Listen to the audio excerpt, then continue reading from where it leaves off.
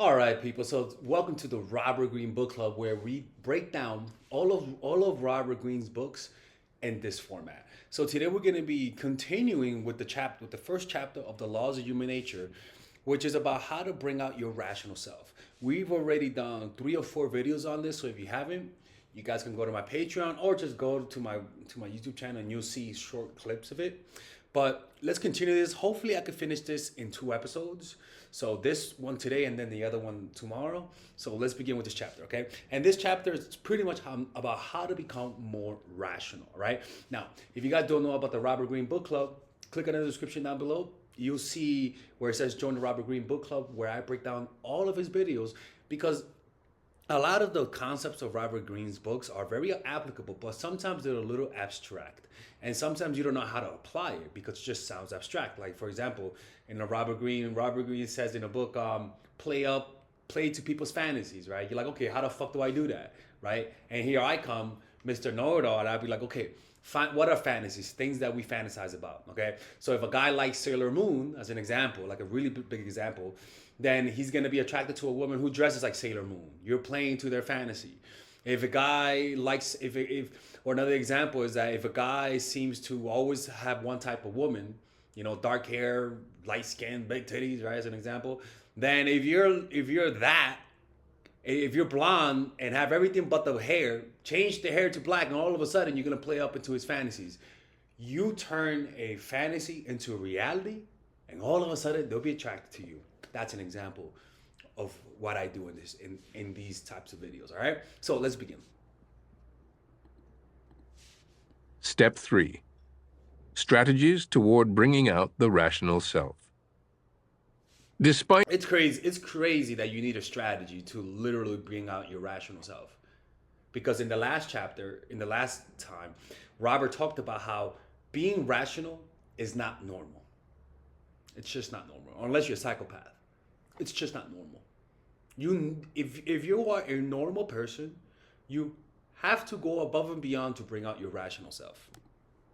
our pronounced irrational tendencies, 2 factors should give us all hope. First and foremost is the existence throughout history and in all cultures of people of high rationality. And those people usually tend to stand out. He's going to talk about it right now. Like, The types who have made progress possible. They serve as ideals for all of us to aim for. These include Pericles, the ruler Asoka of ancient India, Marcus Aurelius of ancient Rome, Marguerite de Valois in medieval France, Leonardo da Vinci, Charles Darwin, Abraham Lincoln. and notice all of those people are not evil, because I think evil is a part of irrationality. Doing good and trying to provide good for people, trying to make other people's lives better, not stealing from them, to me is the height of rationality. So you can't tell me like fucking Emperor, like the guy Emperor Palpatine, who's considered rational, is rational, because he's not. He's isolating himself. He's so powerful that people are afraid of him. You can't say that Putin is rational, right? Because he is doesn't care about other people's lives. He's completely out of touch with humanity. That is the ultimate form of irrationality. So you may have people who have tactical rationality, where they could create a plan and create and fulfill a plan that you had in mind. But to me, the ultimate rationality is giving and providing good things for other people, not scamming people. That's rationality. I don't care what people tell me. 1 plus 1 is not rational. Helping people, not scamming grannies, is rationality. That's what I think. A common dose of decency, pretty much. The writer Anton Chekhov, the anthropologist Margaret Mead, and the businessman Warren Buffett, to name but a few. All of these types share certain qualities: a realistic appraisal of themselves and their weaknesses, a devotion to truth and reality. Notice how it's not about where they could see the future or they created the best business. The first step towards rationality is knowing yourself. Because you cannot be rational and not know yourself. Because there are people who have no idea, who have no self-awareness, and yet they're able to create a good plan for a war, or they're able to create a good book, or they're able to manipulate. But that doesn't mean they're rational, because the first thing that needs to be illuminated is yourself, and above all, your flaws and strength, and have a realistic appraisal, not be grandiose, and see yourself from a humble and playful point of view where you don't take yourself too seriously. Like, I know my weaknesses, I know my strengths and limitations. Now, the next step from knowing your strengths and limitations is accepting that there are people who are better than you, that there are people who have the traits that you want, the quality of life that you want, and not resent that. Because you could acknowledge who you are, but then sometimes you might lose that acknowledgement because you're comparing what you don't like, what you don't have, to other people. And that comparison will destroy any sense of rationality that you have achieved through self-observation. So don't just observe your weaknesses and then compare and feel bad about yourself. Observe your weaknesses and then see how can you improve by observing other people who have the same weaknesses and improved upon it.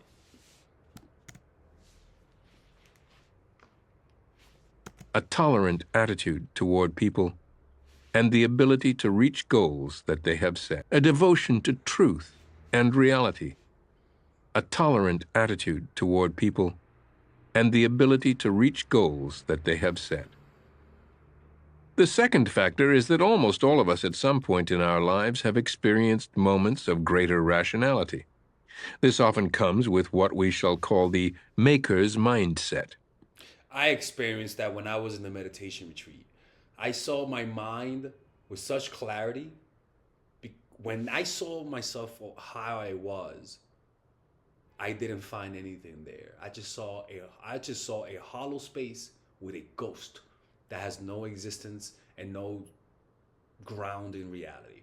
This self that you call is an illusion. It really is. Like, again, I know look, you're listening to me. Most likely you're not in a deep meditative state. Me neither am I right now, to fully understand the scope of how true that is. That is a truth that cannot be understood. It's a truth that could literally be experienced. That's the only way. I'm sorry. It's like explaining to you a color that you've never seen before. It's like booga booga booga. It's like, what? I'm like, sorry. That's as close as me explaining, trying to use a real language to explain it. Like that will take you closer to that color than me trying to explain it in a real rational way. We have a project to get done, perhaps with a deadline. The only emotion we can afford is excitement and energy. Other emotions simply make it impossible to concentrate. Because we have to get results, we become exceptionally practical. We focus on the work, our mind calm, our ego not intruding. This happens a lot when I am drawing, and this happens a lot when I am on a deadline, like he said. And the reason why he says that is because rationality is about also knowing what's important and what's not important, and highlighting what's important. Irrationality is about not knowing what's important and what's not important, and unconsciously highlighting what's not important. And it's almost like you have to, this type of stuff cannot be done if you have a lot of self-sabotaging emotions. Like, for example, a lot of people don't like looking at their balance sheet, how much money they're making, how much money they have, because they're in denial, right? That fear, that uncomfortable feeling, it's uncomfortable for them, and they keep spending and spend and spend and spend, and not look at their balance, and then they'll say, "Oh my God, I'm overdue. Oh my God, I'm in the negative. I owe money now." That happened because they consciously didn't want to face the emotion that will arise if they realize that they're fucking broke. In other words, they don't want to look at reality eyeball to eyeball. They're afraid of reality. And we tend to see that in so many places, in procrastination, right? We tend to see that even in people quitting things. Like, for example, when I was in a meditation retreat, I wanted to quit. I wanted to quit so badly. but I stayed, right? And the desire to quit was so intense that every second of my meditation retreat, I just want to get the fuck out. I'm just being honest with you. But my rationality I told myself, no, you stay. Because at the end of this rainbow, there's a pot of gold in the form of peace and happiness. And I did it. And by me following through a rational decision, it allows me now to make even more rational decisions. Rational decisions have a momentum about them. If you make a rational decision today, most likely you'll make one tomorrow. If you make an irrational decision today, most likely you will make an irrational decision tomorrow. It's how that works. Rationality is all about going upstream. Irrationality is about going with the stream because it's easy. You want to go with the emotions, with what your emotions say, which is usually conserving energy, not doing anything. Rationality is upstream, and that's why it takes effort. But because it takes effort, you become stronger in the process. And then one day the upstream stops, and now you're low. Now you're going downstream. But now going downstream, you're strong. So now you're faster. Like, you have to exercise in rationality is not easy, people. It's not. Exercising rationality is exercising your mind. And to me, the most rational humans on earth are enlightened beings, the Buddhists, the people who you see meditating consistently. Those are the most rational people on the planet because they have the frontal cortex. It's just so tight. The connections are so tight because studies show that meditation strengthens your frontal cortex, which is the seat of rationality. If people try to interrupt or infect us with emotions, we resent it. These moments, as fleeting as a few weeks or hours, reveal the rational self that is waiting to come out. So he's saying you're focusing, and you're so focused on getting the job done that when someone interrupts you, you kind of resent it and you ignore it even more, right? Where your emotions will naturally gravitate towards distraction, your rational side will gravitate against distraction. So look at your environment. How rational is it? How set is it to avoid distractions, right? Because we all sabotage ourselves. One of the ways we sabotage ourselves is that we know we have to focus, but we keep our phone on. And then when we get distracted, we complain. Think about that. How crazy is that? We literally know this could distract us. We keep it there. And then somebody distracts us and we take it and we go with it. And then a few hours later, we realize we've been distracted and then we get mad. What the fuck? Think about how crazy that is. There is a weird sardonic pleasure in that. And that pleasure is only savored by your lower self. You know? That pleasure is only tasted by your lower self. Your higher self finds that bitter and disgusting. But sometimes you're not in touch with how disgusting your higher self is because you don't work on it. Because it takes effort. The first step to rationality is accepting your irrational nature and taking that first step uphill, even though it hurts. The first step towards irrationality is taking the easy path and taking the first step downhill. It just requires some awareness and some practice. The following strategies are designed to help you bring out that inner Pericles or Athena. Know yourself thoroughly. All right, people. The emotional self. We're going to continue this on Patreon, but if you guys want to watch the whole clip, because honestly, I would totally post more of it, but last time, YouTube was literally like ramrodding the video with copyright, like demonetization, like being blocked. And that's because I can't let the video play as much as I want because then it'll be a copyright.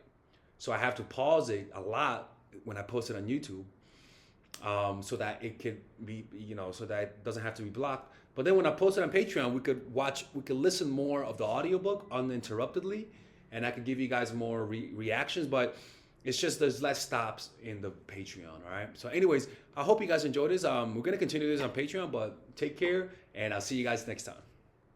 Oh, and the next chapter we're going to do after this is a chapter on narcissism. You guys are really going to like it.